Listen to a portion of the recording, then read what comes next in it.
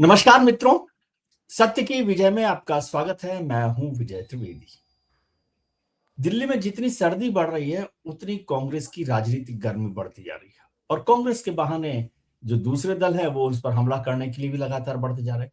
लेकिन मसला दूसरे दलों का नहीं है, मसला है कांग्रेस का। कांग्रेस के भीतर क्या चल रहा है? अभी जब कांग्रेस कार्य समिति की बैठक दिल्ली में हुई तो उससे काफी गर्मा गर्मी हुई और बैठक से पहले जो कुछ हुआ उसने और गर्मी को बढ़ा दिया।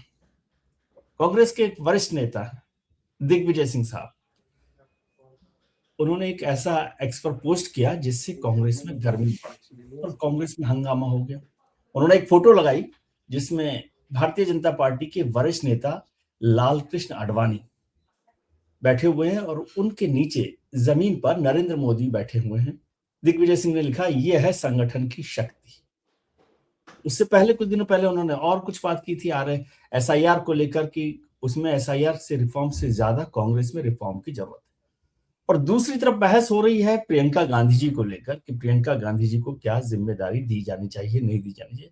इस सब पर चर्चा करेंगे। कांग्रेस के हर कदम को, हर स्टेप को बहुत बारीकी से, बहुत गहराई से समझने वाले हमारे मित्र और मॉलिटिक्स.इन के कंसल्टिंग एडिटर आदेश रावल साहब के पास बहुत बड़ा अनुभव है और गहरा अनुभव है राजनीति का भी, और कांग्रेस को तो वो बेहतर से समझते हैं।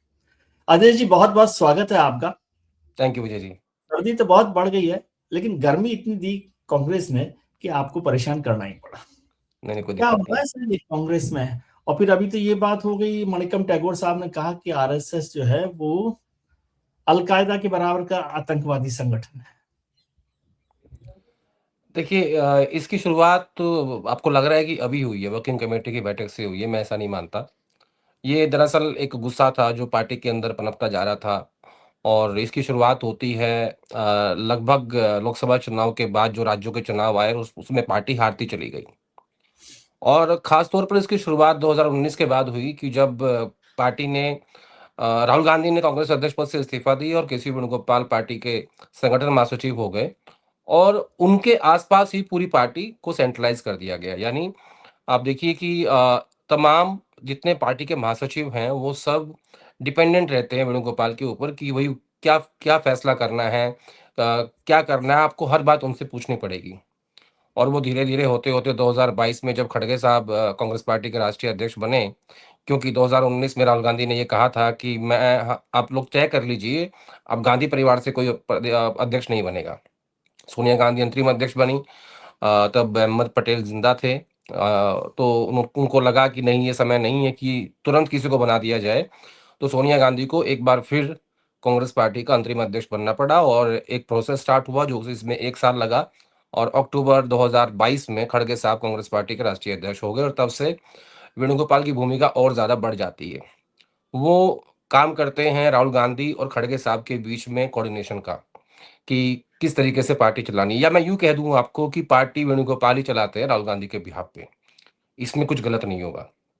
तो होता चला गया, और 2024 में कांग्रेस पार्टी तीसरा लोकसभा चुनाव हारी, और उसके बाद से लेके हरियाणा, महाराष्ट्र और दिल्ली, बिहार, जम्मू कश्मीर 5 राज्य आप हारे। लेकिन ये गुस्सा आया कहाँ से? सवाल ये उठता है। ये गुस्सा आया कि आपने सारे फैसलों को सेंट्रलाइज़ कर दिया। यानी एक व्यक्ति, मेरा ऐसा मानना है विजय जी, कि एक व्यक्ति एक घर नहीं चला सकता। उसमें भी जी, कंबाइंड एफर्ट चाहिए होती हैं सभी मतलब लोगों की, तब तब जाके एक घर चलता है। कोई संस्था नहीं चल सकती, कोई पॉलिटिकल पार्टी नहीं चल सकती, कोई न्यूज़ चैनल नहीं चल सकता। तो फिर कांग्रेस जैसी इतनी पुरानी पार्टी को एक व्यक्ति को कैसे चला सकता है? तो वहाँ से ये चीज़ शुरू हुई थी, और धीरे-धीरे ये चीज़ बढ़ती गई, पनपती गई, और इसने इसका जो असर था इतना गहरा हो गया कि लोग बंद कमरों में बात करनी शुरू कर दी कि भैया ये ऐसे हो नहीं पाएगा। ये जो लोगों की बंद कमरे की बातें थी, उसको पहली बार दिग्विजय सिंह ने कांग्रेस वर्किंग कमेटी की बैठक में रख दिया। जी, दिग्विजय सिंह ने इस बैठक से पहले एक लंबी चर्चा खड़गे साहब के साथ भी की, कि उन्होंने कहा कि आपको सही बात को सही कहना चाहिए, और आपको ये बोलना चाहिए राहुल गांधी को कि ये चीज़ें ठीक नहीं हो रही हैं। तो उन्होंने कहा कि अ, सारे फैसले वेणुगोपाल करते हैं, और वेणुगोपाल राहुल गांधी के बिहाफ पे ही फैसले करते हैं, तो ये बात मैं कैसे कहूँ उनको? तो इस तरीके से ये बात शुरू हुई। लेकिन अब मैं आता हूँ कि दिग्विजय सिंह ने क्या कहा। दिग्विजय सिंह ने कहा कि 2022 में उदयपुर के चिंतन शिविर में हमने ये तय किया था कि हम इलेक्शन मैनेजमेंट कमेटी बनाएँगे, जो बीजेपी की तर्ज पे सिर्फ़ चुनाव लड़ेगी और हमें अपने आप को सशक्त करना है। आप लोगों ने हमसे वो बिल पास कराया, वो जो मसौदा था उसको पास कराया, लेकिन 3 साल हो गए हैं, आज तक वो कमेटी नहीं बनी। क्यों आप लोग फैसला नहीं लेते? क्या कारण है? फैसला लीजिए, सही होगा, गलत होगा वो बात की बात है। दूसरा उन्होंने कहा कि हमने तो अपना देख लिया, अपनी सत्ता देख ली, जी लिया, हम तो अब बुज़ुर्ग हो गए हैं, ये जो युवा यहाँ बैठे हुए हैं, इनके बारे में सोचिए। तीसरा उन्होंने कहा कि आपको क्या लगता है कि संगठन के बगैर आप संघ की विचारधारा से लड़ सकते हैं, जो आज देश में फैल रही है? और जो उनकी जो नफ़रत की विचारधारा है, उन्होंने ज़िक्र किया इस बात का। तो उसके बारे में आप लोग क्या सोचते हैं? और आने वाली पीढ़ियों को हम क्या जवाब देंगे कि हमने उस वक़्त क्या किया था? तो इस तरीके के सवाल दिग्विजय सिंह ने उठाए। और जो सबसे महत्वपूर्ण सवाल था वो ये था कि आपने सारी पावर को सेंट्रलाइज़ कर दिया है, यानी उनका इशारा वेणुगोपाल की तरफ था कि आप डिस्ट्रिक्ट प्रेज़िडेंट भी जो है वो अब दिल्ली से तय हो रहे हैं। डिस्ट्रिक्ट प्रेज़िडेंट पहले बन जाते हैं, प्रदेश अध्यक्ष बाद में बनता है। तो वो जो एक अथॉरिटी प्रदेश अध्यक्ष के पास होनी चाहिए ताकि वो जिला अध्यक्षों को चला सके अपने हिसाब से, वो उसके पास नहीं है। क्योंकि आपको याद होगा मैंने आपको एक शो में कहा था कि यूथ कांग्रेस को किस हिसाब से खत्म किया गया। कुछ वैसा ही चीज़ें अब भारतीय राष्ट्रीय कांग्रेस में भी देखने को मिल रही हैं। अगर आप प्रदेश अध्यक्ष को अथॉरिटी नहीं देंगे, तो जिला अध्यक्ष उनके हिसाब से काम नहीं करेंगे और वो दिग्विजय सिंह का ये कहना था कि ब्लॉक में, गाँव में, कस्बे में, शहर में, जहाँ भी आपका संगठन होना चाहिए, वो आपका संगठन नहीं है और इसके सहारे आप नहीं लड़ सकते। जबकि कांग्रेस पार्टी ने 2025 का जो साल था, ये संगठन को दिया था और ये कहा था कि हम संगठन मजबूत करेंगे और संगठन सृजन के तहत ये जिला अध्यक्ष बनाए गए और ये कहा कि हम डीएमके की तर्ज पे जिला अध्यक्षों को शक्ति देंगे ताकि उनके जिले की जो टिकट होगी वो उनकी सिफारिश पे मिल सके और वो भी केंद्रीय चुनाव समिति की बैठक में बैठेंगे।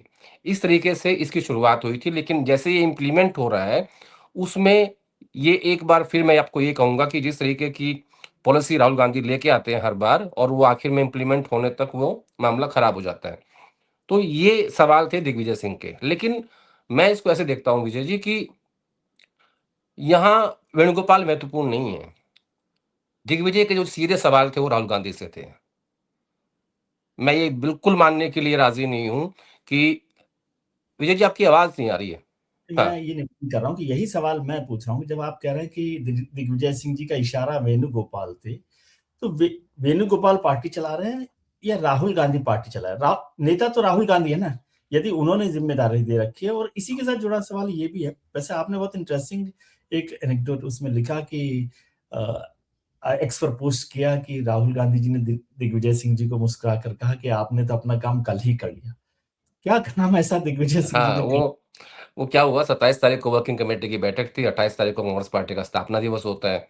तो सुबह-सुबह सब लोग इकट्ठे होते हैं, झंडा फहराया जाता है पार्टी के ऑफिस में, तो वहाँ दिग्विजय सिंह और राहुल गांधी आमने-सामने हुए, तो नमस्कार हुई एक-दूसरे को लेके देखकर तो राहुल गांधी ने कहा कि आपने अपना काम कल कर दिया।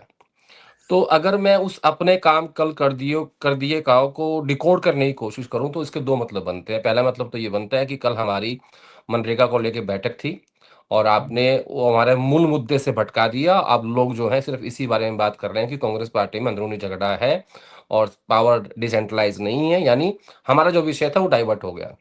और दूसरा इसको अगर मैं डिकोड करूँ तो वो मुझे समझ में आता है कि वो साफ-साफ दिग्विजय सिंह को ये कह रहे थे कि आपने सवाल वेणुगोपाल पे नहीं उठाए हैं, आपने सवाल मेरे ऊपर उठाए हैं। ठीक है? तो इसके इसके सिर्फ़ 2 ही मतलब बनते हैं अगर मैं इस एक लाइन को डिकोड करने की कोशिश करूँ। तो दिग्विजय सिंह हल्के से मुस्कुराए, थोड़ा-सा लेकिन समझदार आदमी हूँ। आतिश जी मुझे थोड़ा-सा विस्तार से डिकोड कर देंगे ना कि क्या मतलब है इसका? मैं समझा नहीं आपका दोबारा रिपीट कीजिए। मैं कह रहा हूँ आपने जो समझाया वो तो राहुल जी ने जो दिग्विजय सिंह को कहा वो दिग्विजय सिंह समझ गए होंगे, लेकिन मैं नहीं हुँ। समझा। आप मुझे थोड़ा-सा डिकोड जो आप कर रहे हैं उसको थोड़ा विस्तार से कर दीजिए कि क्या कह रहे विस्तार थे? से विस्तार से ऐसा है कि देखिए 2022 में भी 21 के एंड में और 22 की शुरुआत में जहाँ तक मैं सही हूँ जो G23 समूह बना था कांग्रेस पार्टी के भीतर, उसने भी कुछ ऐसी ही बात की थी। उन्होंने कहा था कि सारे फैसले जो है वो वर्किंग कमेटी नहीं लेती है। राहुल गांधी के आस-पास के लोग बैठ के फैसले कर देते हैं और हम लोगों को महत्वपूर्ण फैसलों में शामिल नहीं किया जाता। लेकिन उन्हें गांधी परिवार के खिलाफ मान लिया गया था और आज उनमें से आधे लोग जो हो वो कांग्रेस पार्टी में है भी नहीं।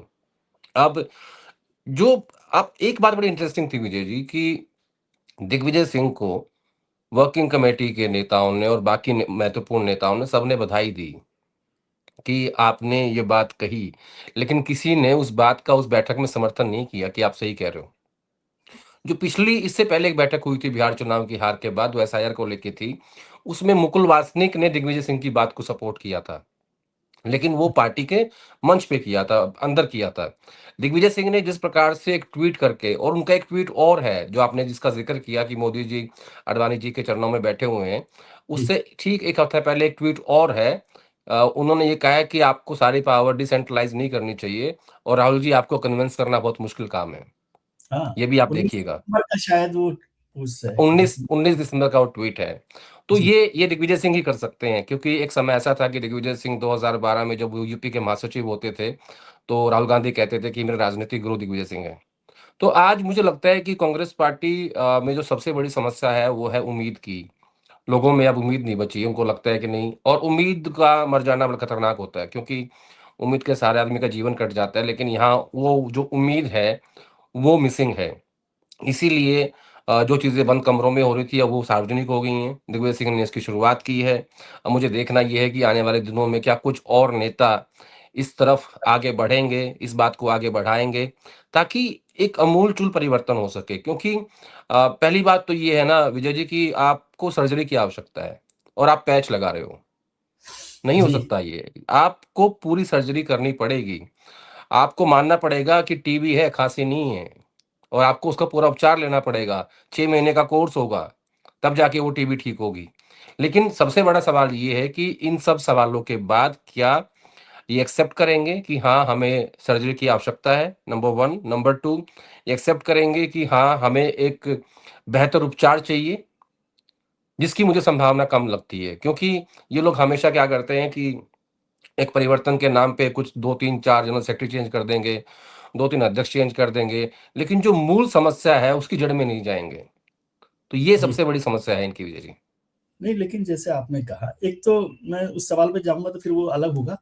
आपने महत्वपूर्ण बात कही कि जी23 की। जी23 से आज हम बहुत आगे का समय निकल गया। कुछ तो हुआ जी, नहीं।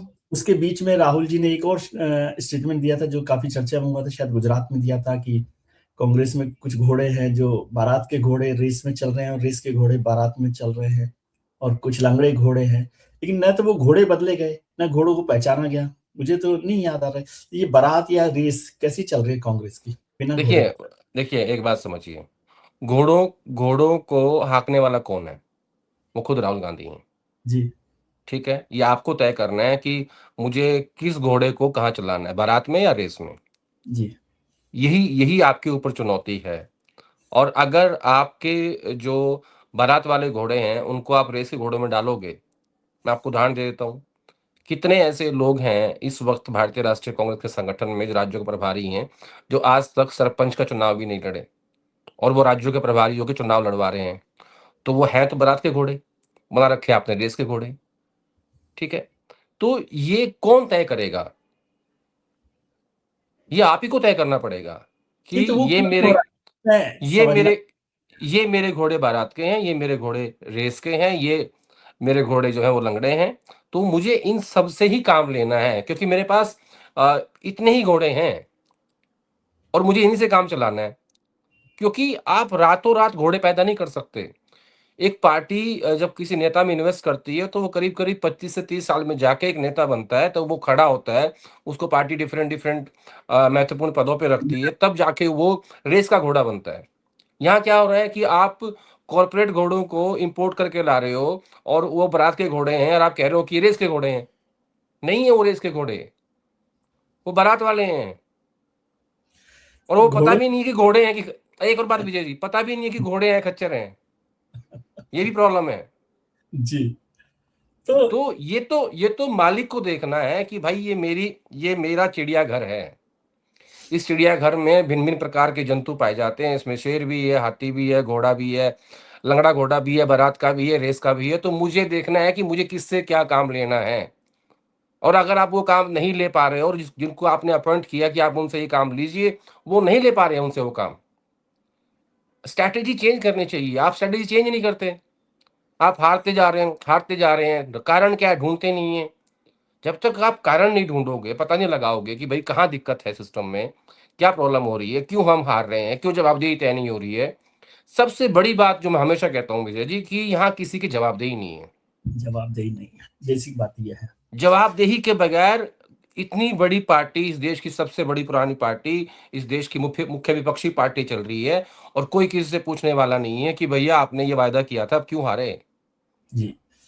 सर एक चीज और समझाइए, आप इतने साफ गोई से बात कर रहे हैं, वेणुगोपाल साहब के साथ ऐसा क्या महत्वपूर्ण कारण है, मुझे नहीं पता क्योंकि मैं नहीं जानता, कि उनको नहीं हटाया जा सकता या नहीं बदला जा सकता, या राहुल गांधी जी का इतना विश्वास उन पर है, इसकी कोई बड़ी वजह है?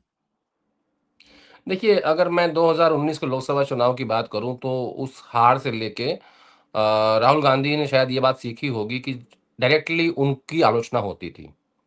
जब से वेणुगोपाल बने हैं तब से आलोचना वेणुगोपाल की होती है। तो वो उनकी एक प्रोटेक्शन शील्ड है, बुलेट प्रूफ जैकेट है। यस। तमाम फैसले तमाम फैसले जो वो करते हैं राहुल गांधी के बिहाफ़ पे या जो भी चीज़ें आज पार्टी के अंदर घटित हो रही हैं, उन सब का जो क्या कहूँगा बोझ है, वो वो वेणुगोपाल के कंधों पर है और वो कंधे काफ़ी झुक गए हैं अभी।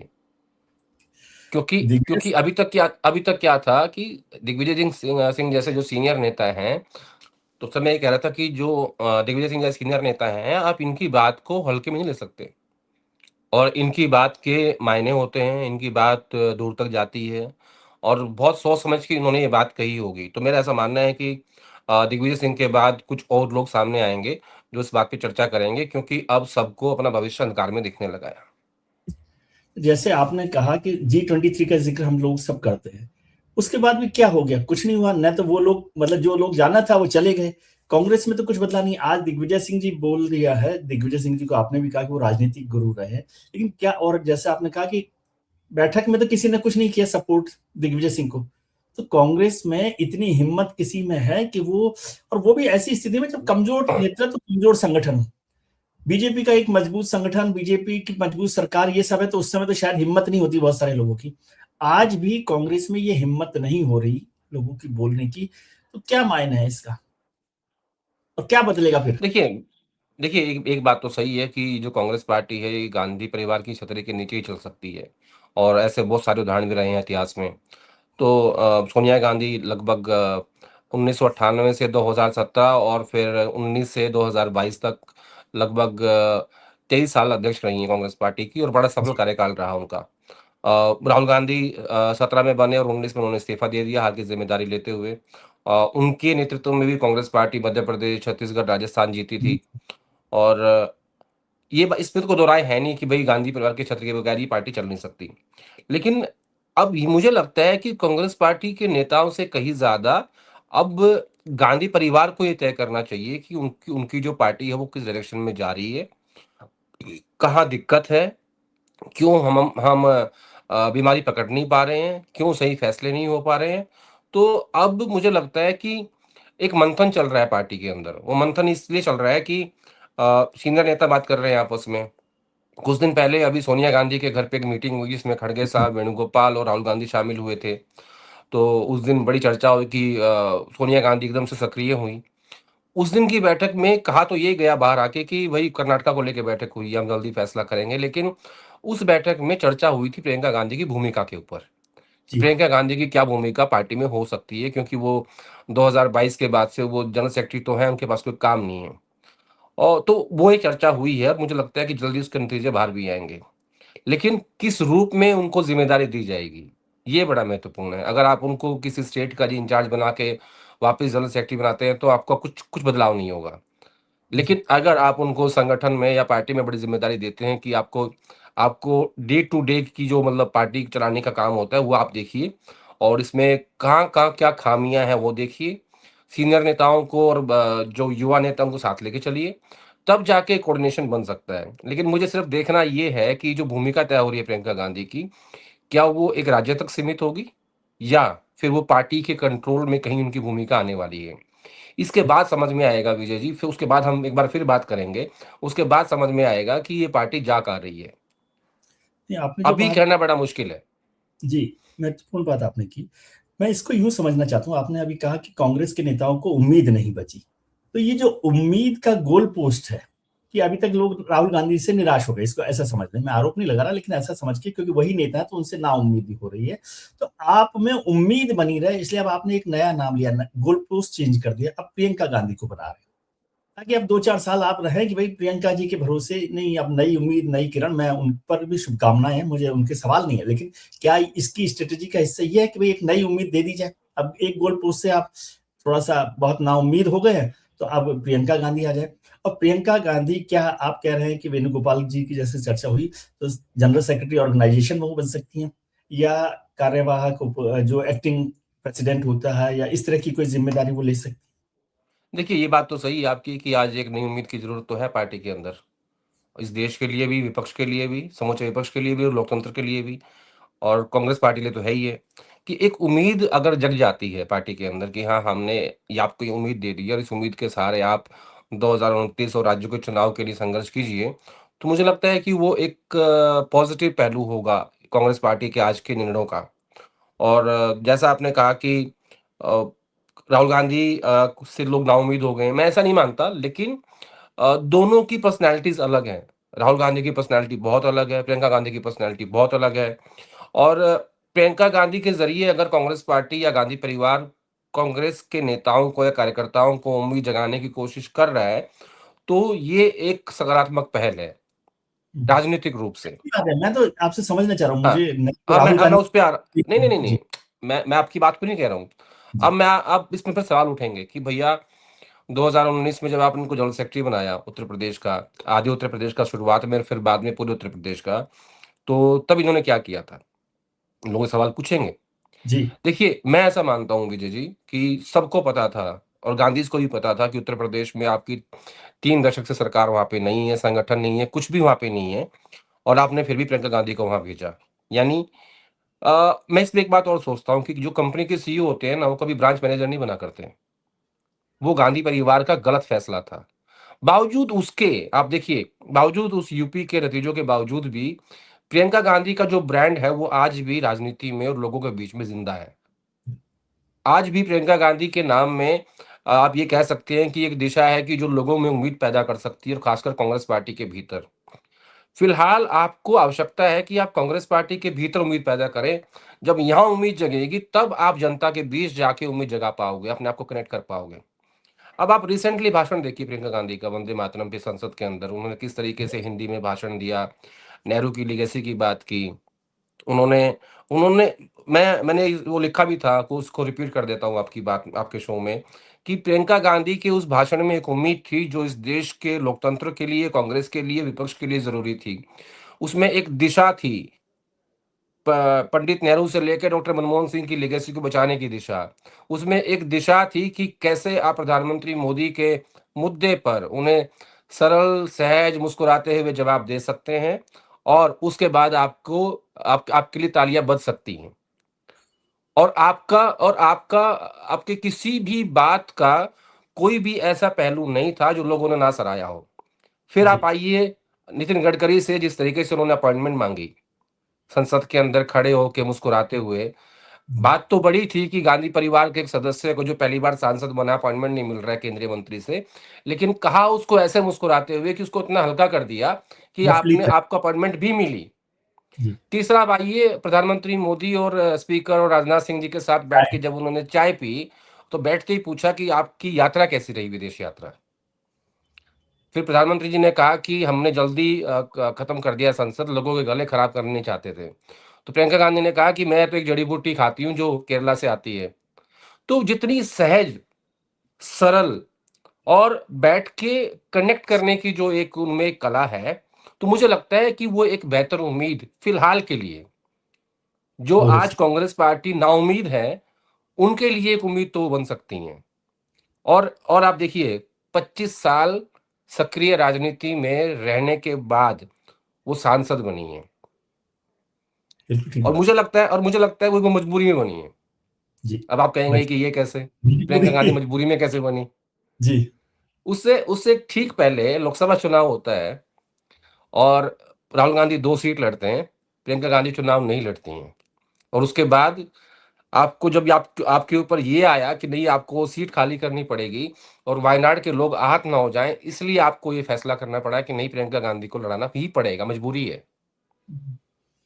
इसलिए मैं कह रहा हूँ कि सांसद मजबूरी में बनी है। कुछ लोगों ने कहा कि भाई इससे ये पता पड़ता है कि गांधी परिवार राहुल जी को ही आगे रखना चाहता है। यदि ये मजबूरी थी तो प्रियंका जी को रायबरेली से क्यों चुनाव नहीं लड़ा? राहुल जी को वहां उत्तर प्रदेश दिया गया, उसके प्रियंका जी को ही वहां पर जिम्मेदारी दी देखिए जाती। वो तो बड़ा साफ-साफ है। उसको तो मैं हमेशा कहता भी हूँ कि हिंदुस्तान की जो माँ होती है वो अपने पुत्र से बड़ा प्यार करती है। और जो इटली की माँएँ होती हैं वो भी उतनी पॉसेसिव होती है अपने बेटे ज्यादा को लेके। करती है मेरे ख्याल से। ज़्यादा ज़्यादा करती हैं। दूसरा कोई बुरी करने की बात भी बात। नहीं है कोई बुरी बात भी नहीं है, हर माँ का वो अधिकार है। वो तो आप इस बात से अंदाज़ा लगा लीजिए ना कि जब राहुल गांधी 5 बार के सांसद हो गए, कांग्रेस पार्टी के पूर्व अध्यक्ष हो गए, एलओपी हो गए इस देश के, नेता प्रतिपक्ष हो गए, तब प्रियंका गांधी पहली बार सांसद बनी हैं। तो इस बात से समझ लीजिए आप कि उनकी वही। प्राथमिकता क्या है। इसमें इसमें कहाँ कोई रॉकेट साइंस बची है। लेकिन अब आपकी कितने बात को मानूं तो आपने कहा कि एक सीईओ को ब्रांच मैनेजर बनाते हैं तो वो चलता नहीं है। तो नहीं, नहीं अब वो गलती जो थी वो। मैं विजय जी हाँ, मैं कह रहा हूँ कि गांधी परिवार की वो गलती थी कि जब इन्होंने प्रियंका गांधी को उत्तर प्रदेश का महासचिव बनाया। वो ठीक है, लेकिन अब मैं आपसे समझना चाहता हूँ कि ये जो ब्रांच मैनेजर है, अब उसको क्या एमडी बनाने की तैयारी है? इसमें 2 चीज़ें हैं विजय जी। आपका सवाल थोड़ा-सा महत्वपूर्ण है और मैं इसको छोड़ नहीं सकता। छोड़ूँगा तो दर्शक बुरा मान जाएँगे। अ, एक तो ये है कि भाई आप फिलहाल के लिए जब तक केरल चुनाव क नहीं होता है तो उनको जीएसओ बना दीजिए हिंदी बेल्ट का, जहाँ कांग्रेस पार्टी बहुत कमज़ोर है। और दूसरा है वर्किंग प्रेज़िडेंट। अब आपके मन में सवाल आएगा कि प्रियंका गांधी सीधी अध्यक्ष क्यों नहीं बन सकती? वो तो गांधी परिवार से ही आती हैं।